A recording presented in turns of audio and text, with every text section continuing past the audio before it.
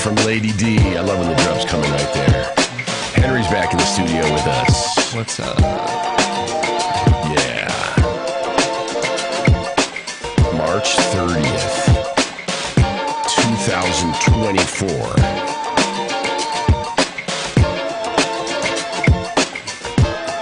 Here live in Chicago.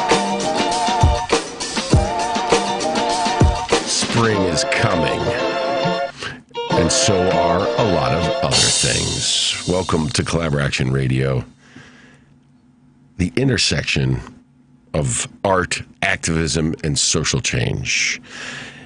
In Chicago, we call that a Six Corners. Do they call that other places? Probably they do.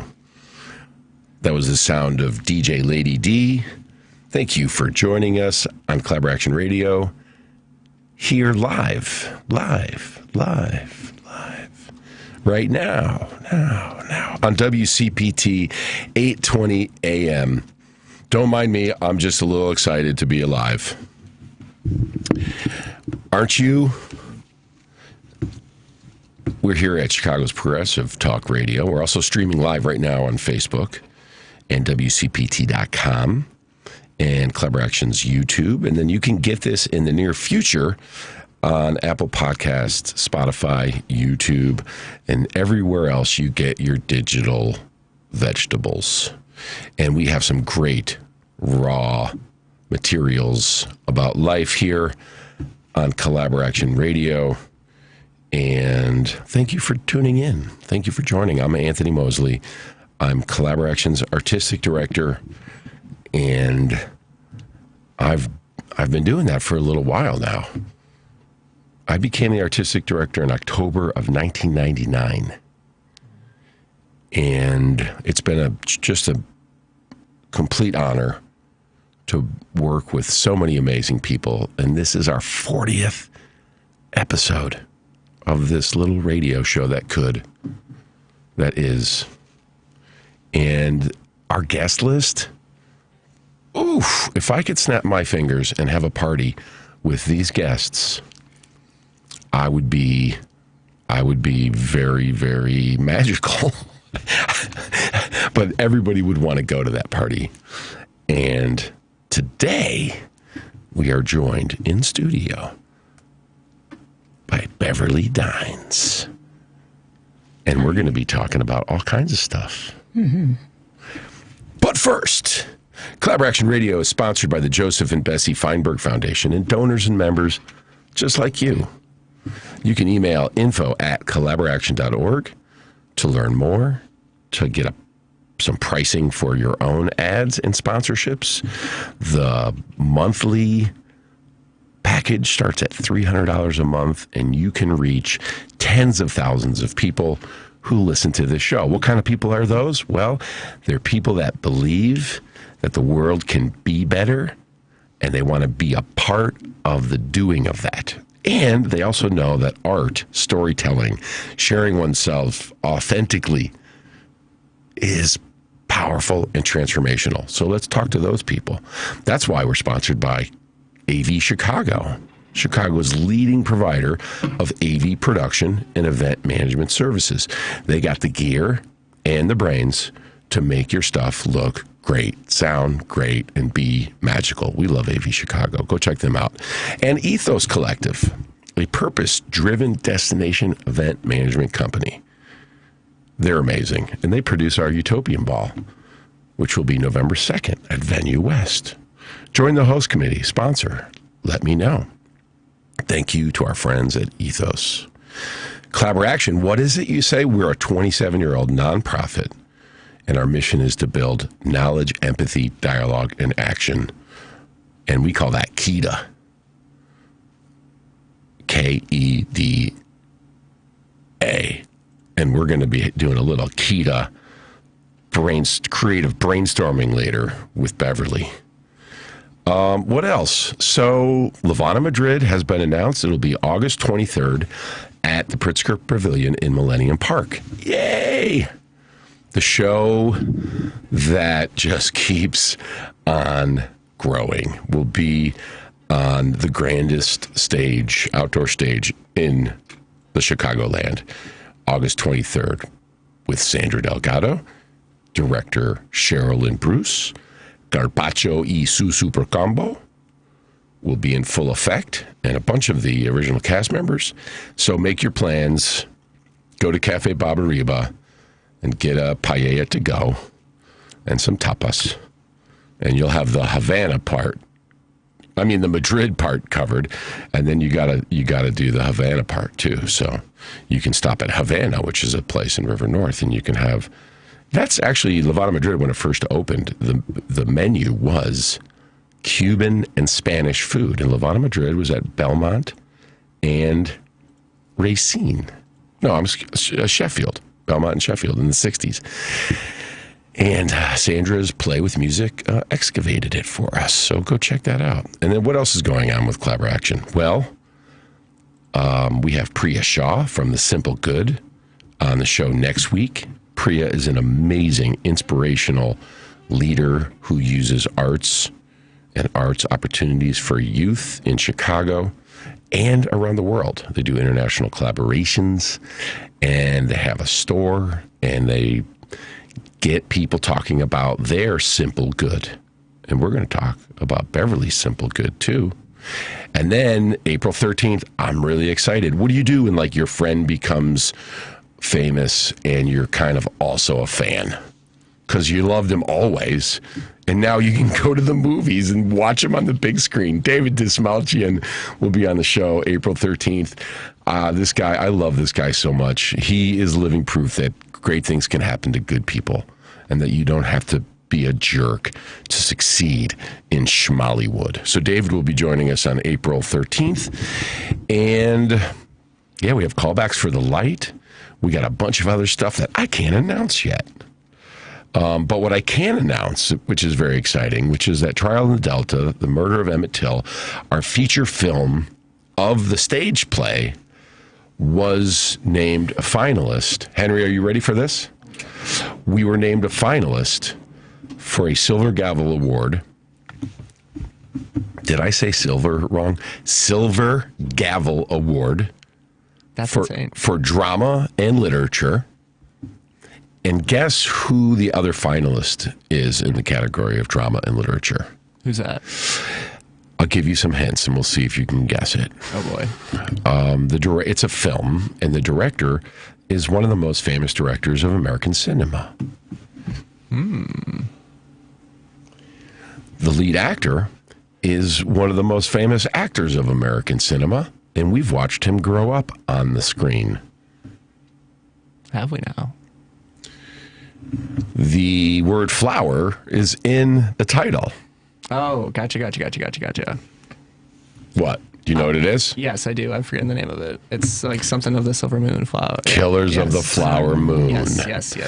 Martin Scorsese, if you're listening, let's work together to make social change. I love your films. Some of them may have glorified violence and other isms. The tide has come, my friend. Let's do something great that, raises all boats. Call me. Or just email me at anthony@collaboration.org. Leo, if you're hearing this, you can also reach out or tell Marty when he comes in town for the American Bar Association Awards. Let's get together August 3rd. That is my birthday. That is the day of the award show, and I will be emceeing at Kidsapalooza that day until 5 o'clock, so it'll have to be after that. Okay, here we go. Let me just say, if you are listening live, good on you, and you want to call in and join us, please do. 773-763-WCPT. That's 773-763-9278. If you want to join the conversation, I'll drop that number a little bit later. Beverly Dines is a seasoned advocate for community engagement and social change. She is driven by a passion for storytelling and creative expression to foster meaningful dialogue. When I read that, I was like, wow, she's a perfect person to be on the show. Beverly utilizes, that was her. Beverly utilizes the power of creative media to empower individuals in Chicago's underserved communities. She believes in the transformative power of collaboration and utilizes art and theater to tell stories that resonate with diverse audiences. As both an actor and storyteller, Beverly infuses her performances with authenticity and empathy. Beyond acting, she also produces devised works and serves as an operations leader in Chicago's fintech ecosystem. As a guest on Collaboraction Radio, Beverly offers a unique perspective on art, social change, and community engagement, aiming to create safe spaces for all voices to contribute and grow through the arts. Beverly, welcome to the show. Thank you so much for having me. I'm so excited. Wow, you have a great radio voice, too. Thank you. Thank you. Listeners, you can just close your eyes. Even if you're watching on YouTube or Facebook right now, just close your eyes for a minute. Oh, if you're not driving. If you're not driving. Or pull over. Right, yeah. And Beverly, I think everyone has a superhero power. A thing that they do better than anyone else. So what is your superhero power? That's such a good question. I think what comes to mind immediately is I am equally incredibly self-aware as a person. So I'm always thinking very proactively about my impact as I interact with those closest to me, with myself, but then also in the world around me, at work or in other environments. And I've always been really self-aware in that way. But then on the other end, I've always just been able to really read rooms and read situations, even as a young person. And I think that has enabled me to be able to pick up on the nuances of the human experience a lot more readily than maybe others, which, has only empowered me to better support those around me. It has supported my art. It's supported, my collaborations with other people, because I feel very passionately about just sitting and watching and observing and listening. And, people tell you a lot without having to say a lot. And I think because we're moving so quickly as a society, it is difficult sometimes to just take a second and soak up the rooms you're in. And so I've always been, even just as a little girl, I've always been able to do that and kind of look around and read a room, for lack of a better way of saying it. And that's really empowered me to be able to form really strong connections with people, because I'm paying attention to what they do say and what they don't say in those instances.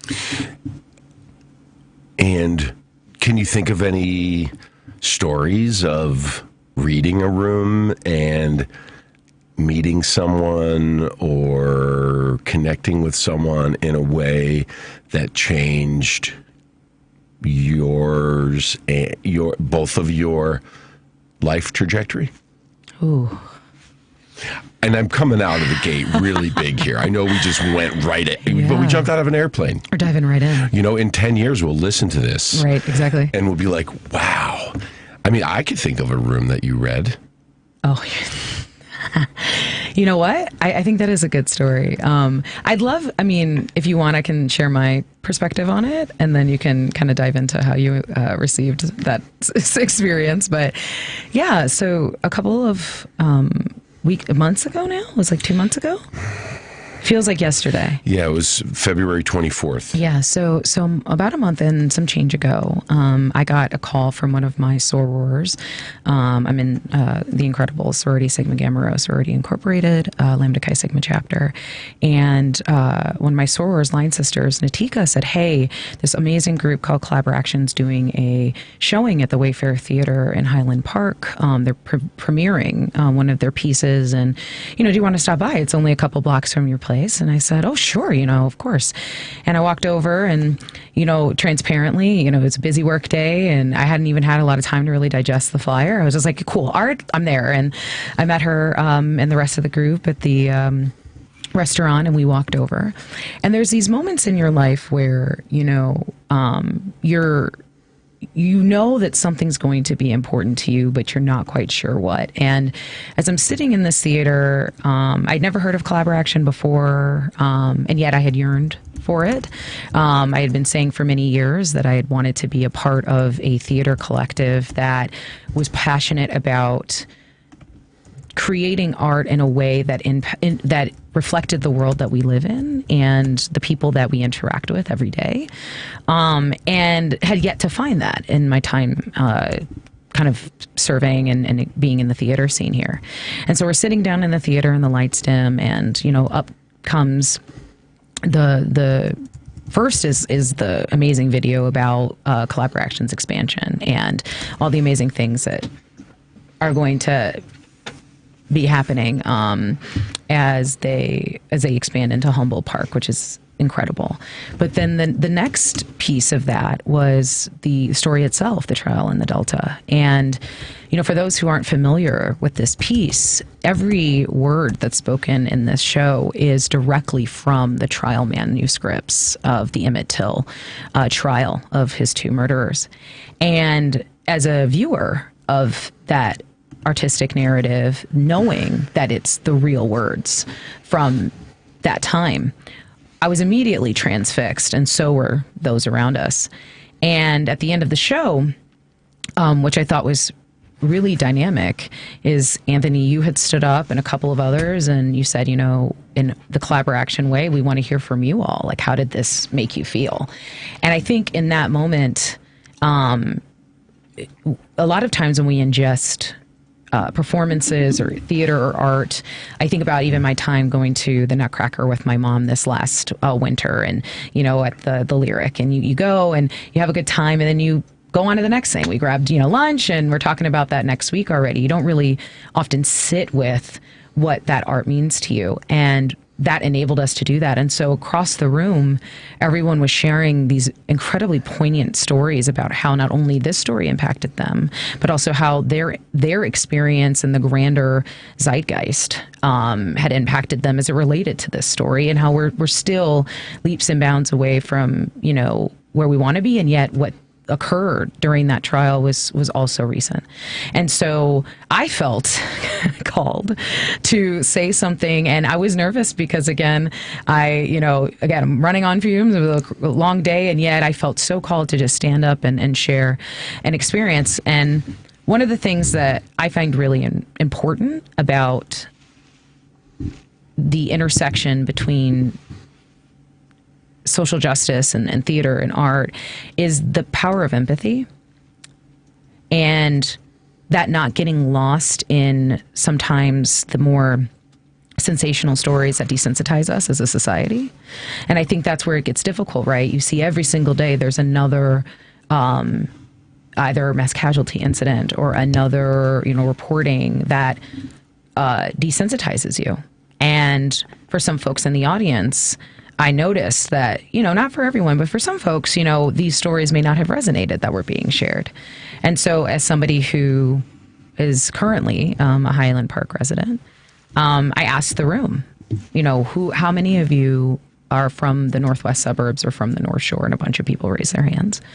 And then I said, you may not be able to resonate with some of the stories that are being shared today, even Emmett Till's story, because you may not have lived a similar experience or that experience. But sit for a second and think about how you felt, especially being a potential community member or connected to a community member who was impacted by what happened 2 years ago on the 4th of July. And sit with that for a moment and think about the fear, the confusion, the stress, the anger, the sadness, and then apply that empathy with what you're hearing. You don't have to have had the same experience as the person to your right, but it takes 2 seconds to ground yourself and think about when you felt similar. And I think when I said that, mind you, my hand was shaking, and I was like, oh gosh, you always want to be conscious of the rooms you're in, but I thought it was really important to centralize it on where we were And after after I spoke and after a bunch of us were walking out into the lobby, a bunch of people were coming up to me and being like, that really resonated with me. It kind of clicked for me when you said that, because I wasn't really able to connect, but I understood it was important, but I didn't know how it was important to me. And, that scenario, then I came home supercharged, and I called my family, I called my sister, I called my parents, and I was like, I didn't even know this group existed. I feel so inspired. And credit to Anthony, because I hounded this poor guy for 3 weeks. I sent an email to the info email, and then I didn't hear anything for 3 days, and not one to stop at a challenge. I emailed again, and then I found another email, and I said, listen, I really want to be involved, and I really, however I can. You all are doing meaningful work, and it's work that's dynamic, and it's not kind of like browbeating over the head. It's really intentional. And how can I be a part of it? And from there, at the end of February, now I'm sitting in the studio talking to Anthony. So that is a great example, I think. It is. It is. And I was in the back of the room, and I've been in a lot of these amazing conversations. It's a very important part of my life, and I've learned and grown so much by the reflections that have been shared. And I was, you talk about, so I had this moment of like, who is this person?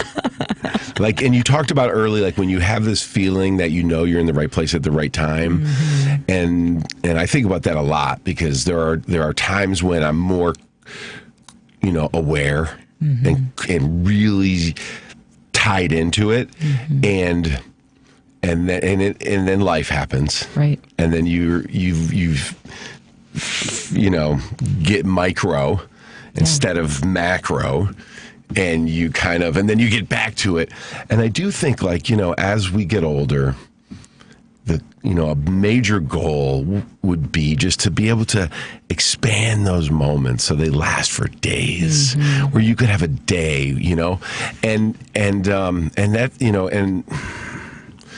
But here we are, because we can actually shape life. Mm-hmm. We don't have to be the shaped, and this is for everybody. If you can think it, you can do it.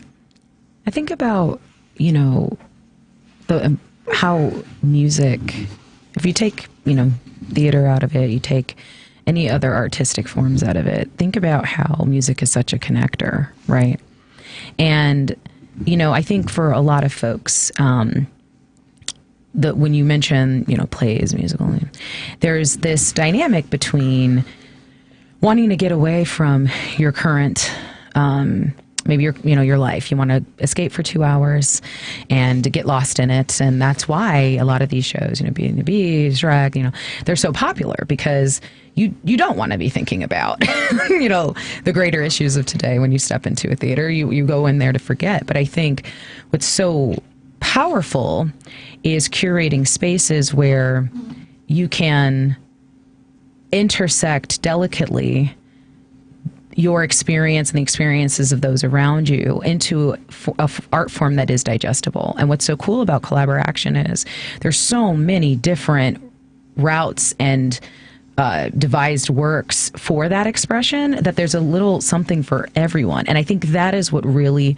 attracted me, because transparently, even in college and graduate school, when I was doing, theater outside of all my other studies, I think what can turn a lot of people off, especially folks who may not have had a lot of exposure to a lot of the themes that Collaboration tackles, is kind of you're part of the problem, or, because of you, it's like this, or kind of the pointing fingers aspects that has turned people away from being able to receive those conversations. And what's so important, and what Collaboration is doing, is bringing people in and being like, what is your experience? And, no matter what your identity is, how can we all understand each other better? Because that's how we're all going to be better. And that delicacy is so rare. And again, why I was so energized to collaborate, because it is about intentionality. It's not about ostracization. And the more that you can exercise that patience and empathy and understanding, I think the more people are going to be inclined to be open and say, you know what, actually, here's why I have the biases I have, or here's why I've thought the way I've thought about whatever case, or here's how I didn't consider how I step into rooms, because 9 times out of 10, we're trying to escape what that means. Welcome to the tribe. You're home. Welcome home. Thank you. As Dr. Marcus Robinson would say,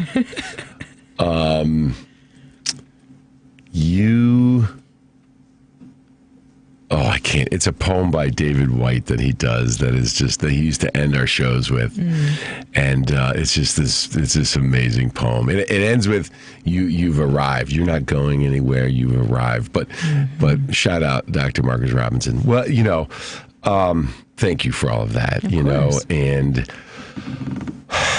what's so funny about like belonging to each other as people that share a land and a city, like why is it's just, it makes no sense. And if you are somebody that has some power, privilege, or influence, there's nothing wrong with that as long as you share it. And why would you not share it?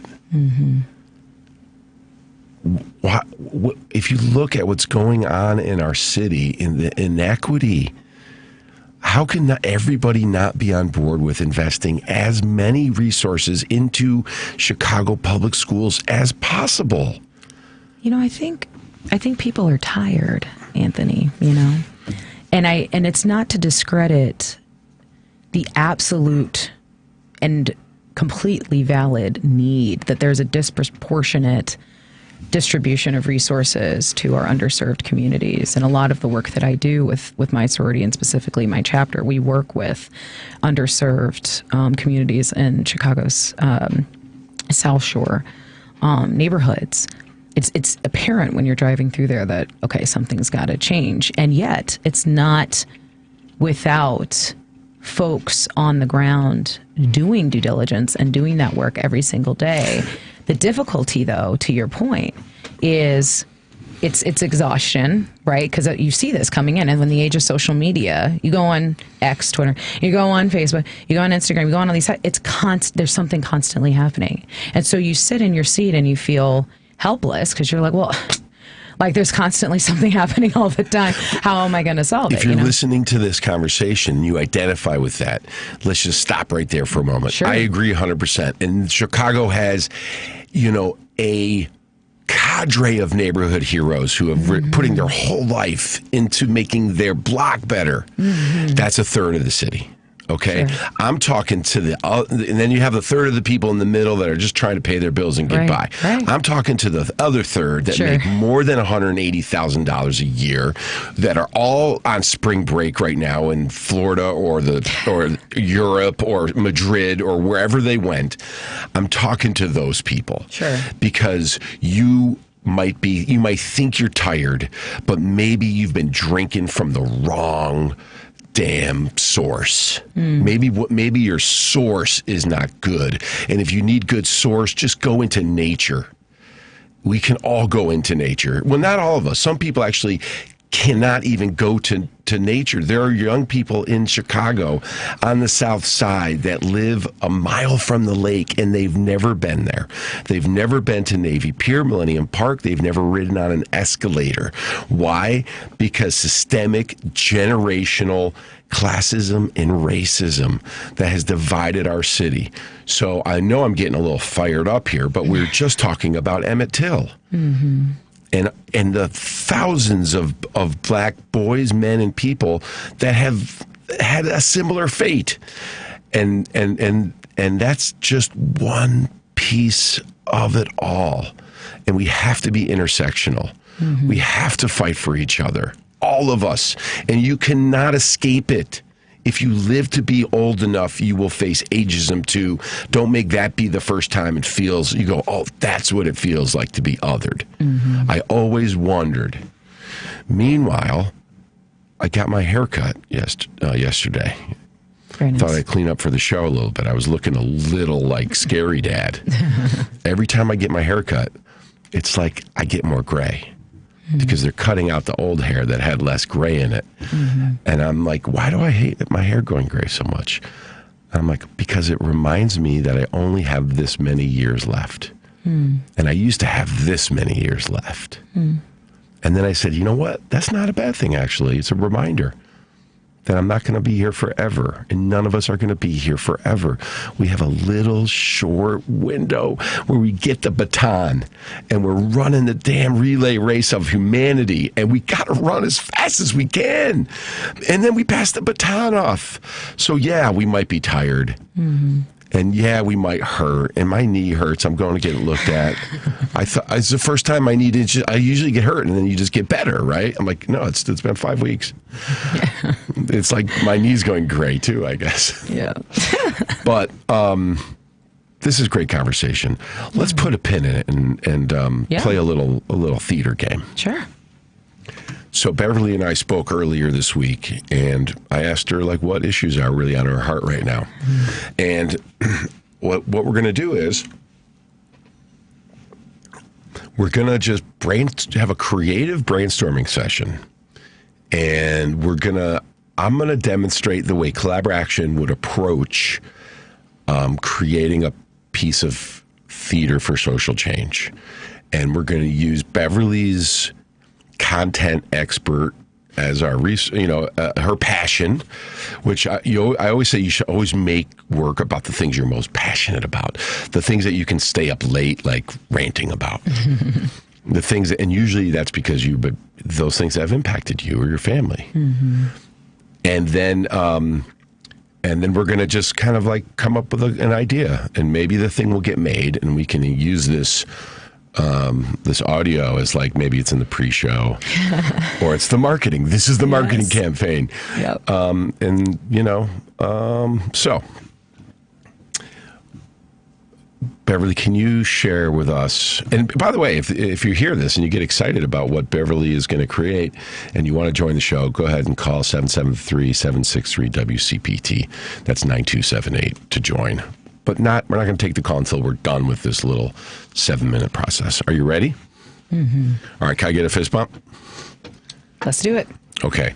So what is a social issue that you're passionate about that you would like to inspire some change around and towards? Okay. So a couple of days ago, a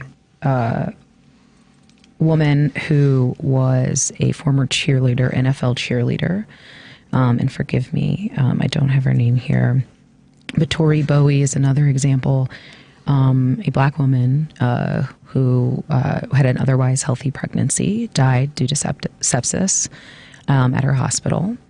And it has sparked a conversation yet again across the country about the devastating statistics around brown, black, women of color mortality rate when it comes to birth and the systems that are there that don't protect them.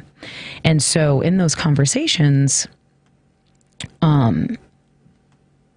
something about around 47% of women who fall within those demographics, regardless of socioeconomic status, regardless of other intersectional identity, just there are more likely to pass away from childbirth in today's age in 2024. And for me, I'm really passionate about that for a couple of reasons. The first being, I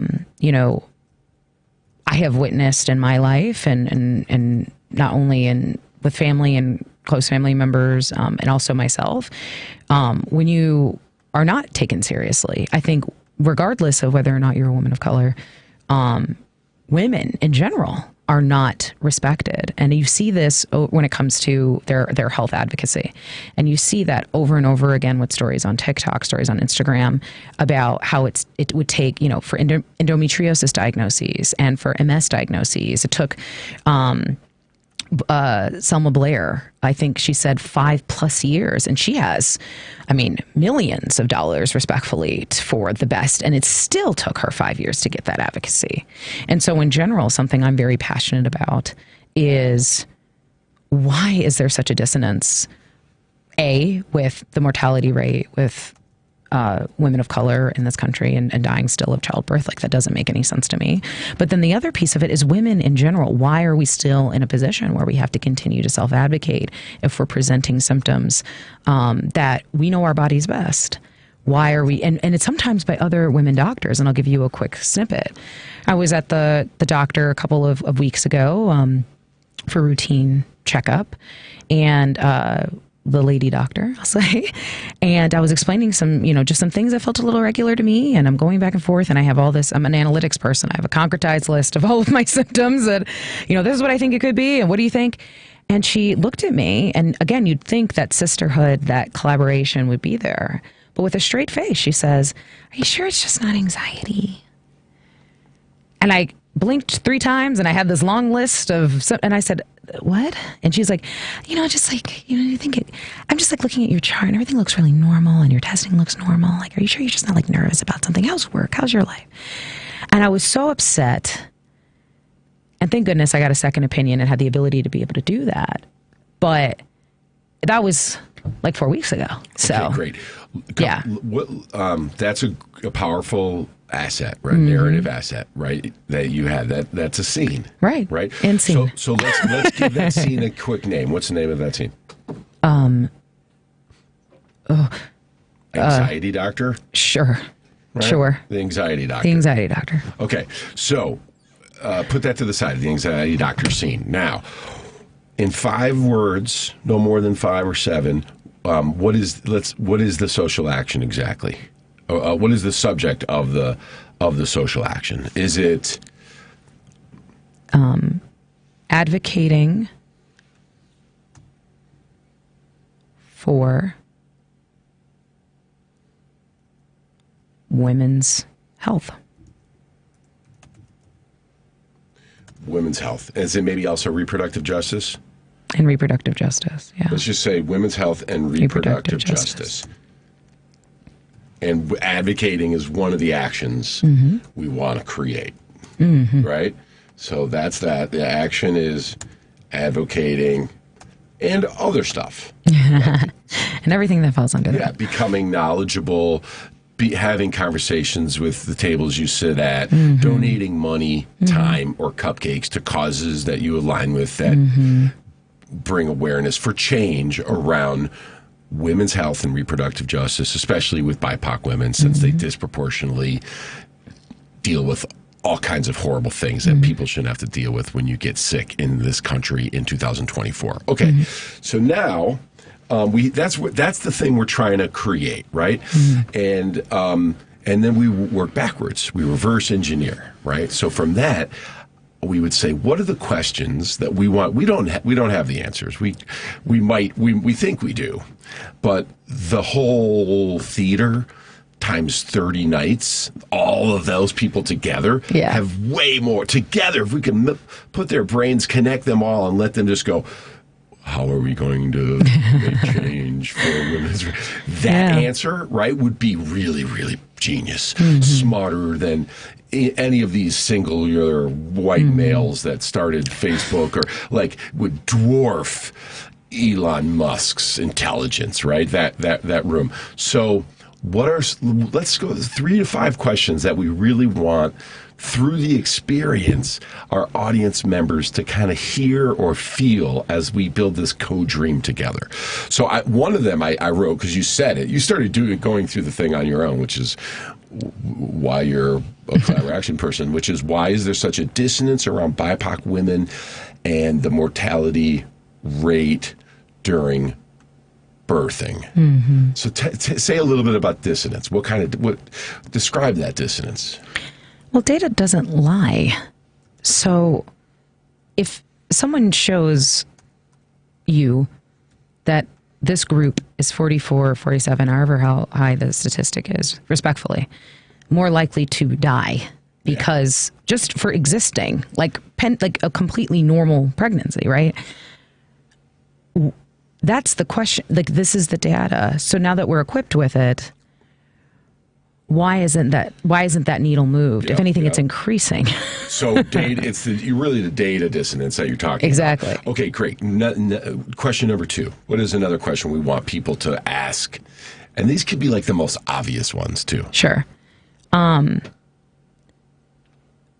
Why in 2024 are women of all identities still having to spend hours, years to get the critical diagnoses they need, regardless of where they live and what their other identities are? Why women, period, have to still fight for that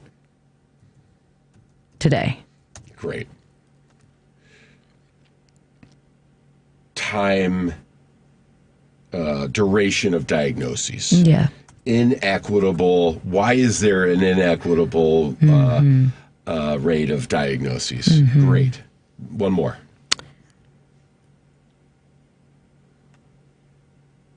And then I'd say the third question would be, who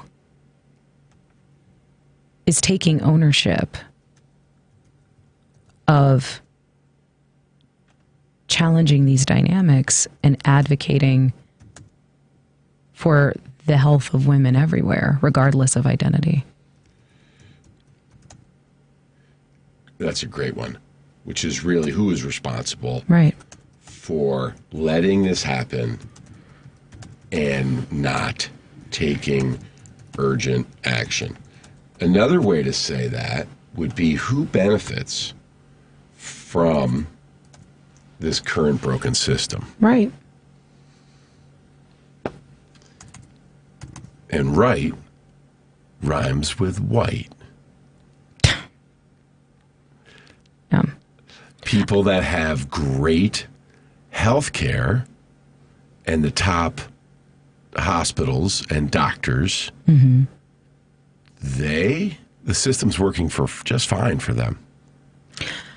Well, just as like an aside, super quick, I was previously a pre-med major, and I'd say personally, and I know you're very passionate too, but I'd say personally, my experience isn't even just that. I think the systemic system is, we have a ton of studies that were done for women in general, women of color, from the 50s, 40s, 30s, and the aughts that are still utilized today in practice that are grossly misinformed, or even like heart attacks. The studies that we use to determine whether or not someone is symptomatic for a heart attack is based off of data from men back in the early 1950s. There have been no clinical studies for that.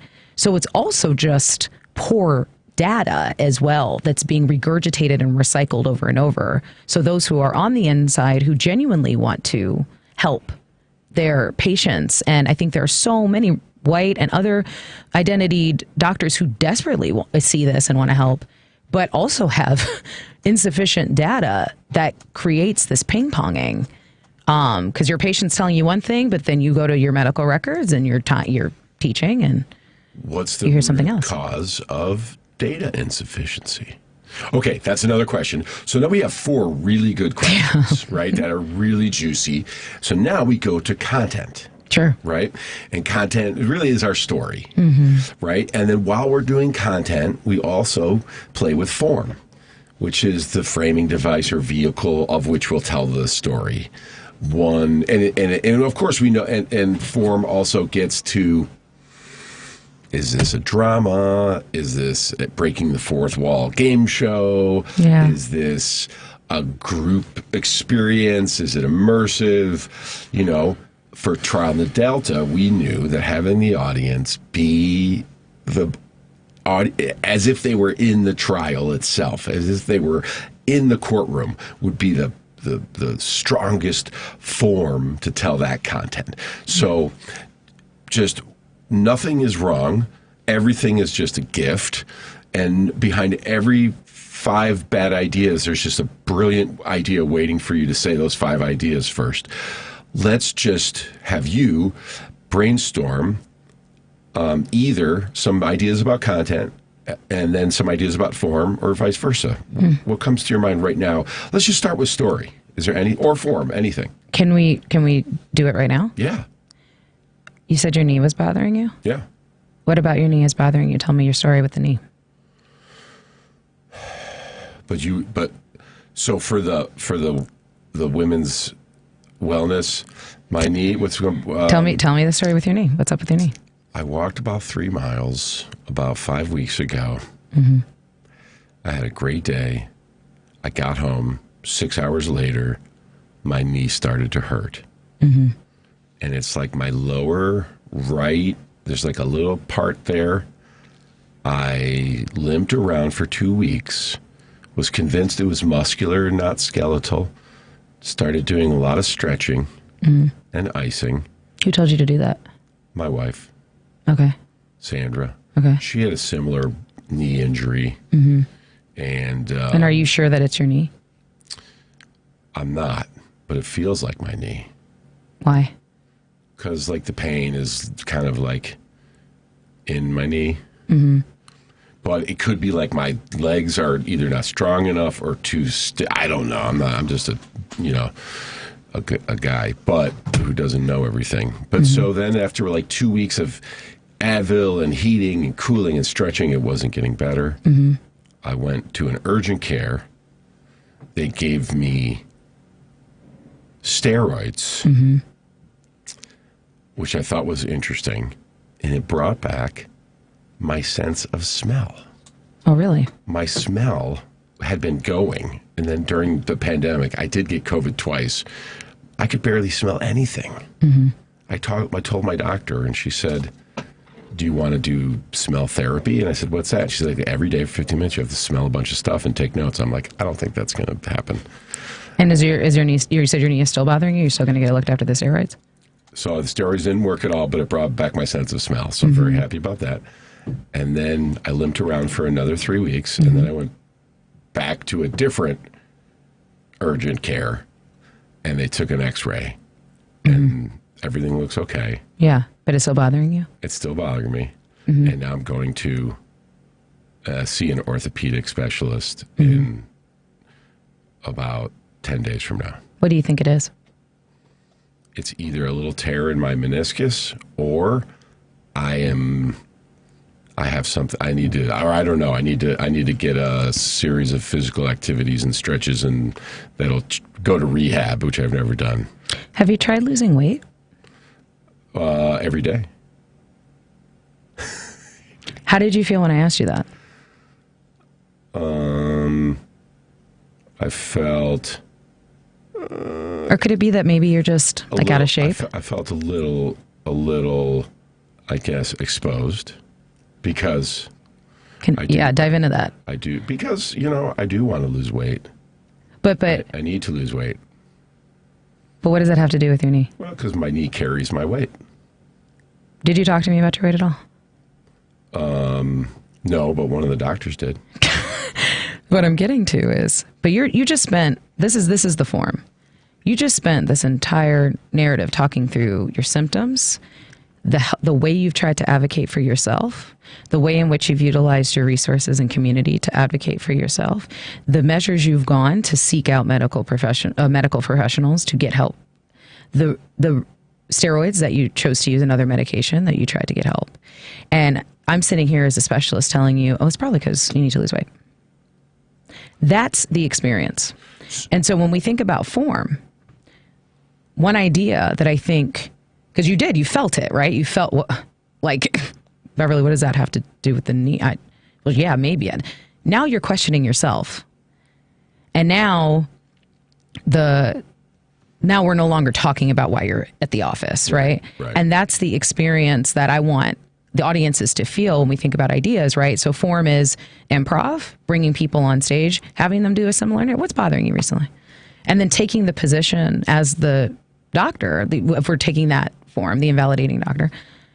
The other form is going through real stories and of all kinds of women and showing one after the statistics, the data, while the audience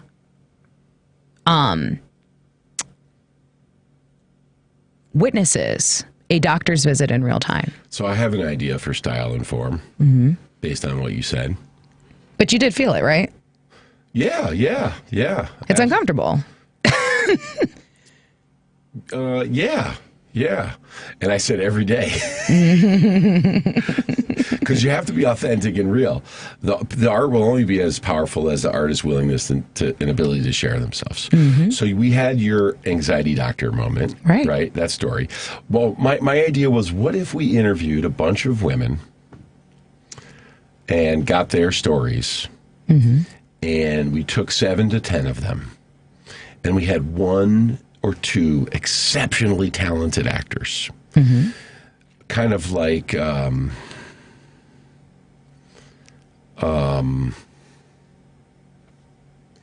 I can't remember her name right now,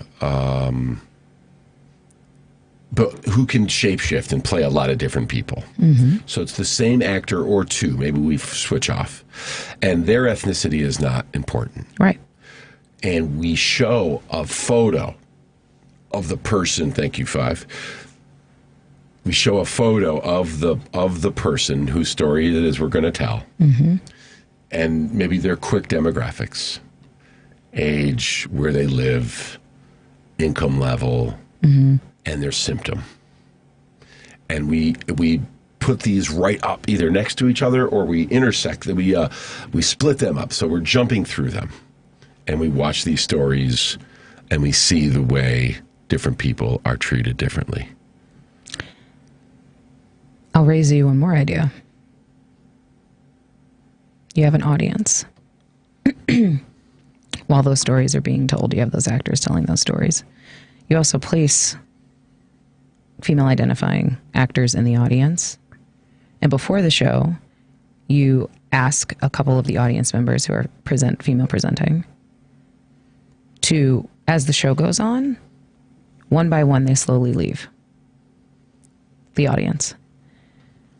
And here, one by one, they get up and they go. Until by the end of the show, the majority of the audience is male identifying individuals and maybe a few scattered folks. And the reason why that element is equally as important as raising voice to women who have had these experiences is because, and what I don't want to get lost is, partners lose their partners in this process, right? I'm saying male identifying folks for now, but I think that's the other aspect that gets lost too in the conversation is we're amplifying on stage, but then if I can't empathize because, well, I'm not giving birth and like my wife's healthy and I'm not experiencing that. I go to the doctor, I ask her something, I get it. But then I look to my right and my wife is gone. And I look around. So we talk to the women before the show and we say, you're going to leave it this time. We're going to ask you to check your watch, or we're going to give you a cue. And then we have a separate show that they join. And that's a collective space for them to share in a safe environment. What's the name of our show? 3, 2, 1. Whatever's on your mind. I thought of babies, but that's not right. I panicked. Well, it's a work in progress. We're going to have to figure it out. Babies. Not baby. How about walking away? The doctor's in. Wow. See that? Awesome. What else do you want to share as we wrap up here? That went fast, huh? Yeah, it sure did. It flew. I just, I want to have a bunch of folks who are listening from all over the city and from all walks of my life. So thank you for tuning in and listening to us chat. And thank you, Anthony, for having me on. I feel so excited that we're doing really cool and impactful work in a city that deserves it and is amazing. And I just look forward to the more we get to do. Yes. Thank you so much. If you enjoyed this show and you want more of them, you can become a member of Collaboration for as little as $1 a month. That's 3 cents a day, y'all. 3 cents a day. Make it 10 cents a day. You know what I mean? Round up. Go crazy. 20 cents. And we're a nonprofit, and we need you. And we'll make more of this stuff. Thank you, guys. And next week, Priya Shah the lovely and talented visionary leader and good friend of mine. And then David Desmalchian. And then who knows who, maybe you. Email info@collaboraction.org to pitch yourself to be here hanging out with Henry, who has, I don't know, Beverly's challenging you for best hair of the show today. Sorry, bro. Thank you for joining us. Hug somebody. And if you don't have someone to hug, go hug a tree. Nature is, they call it a nature bath. Go take a nature bath. Drink some water. And hug a tree. And hug a tree.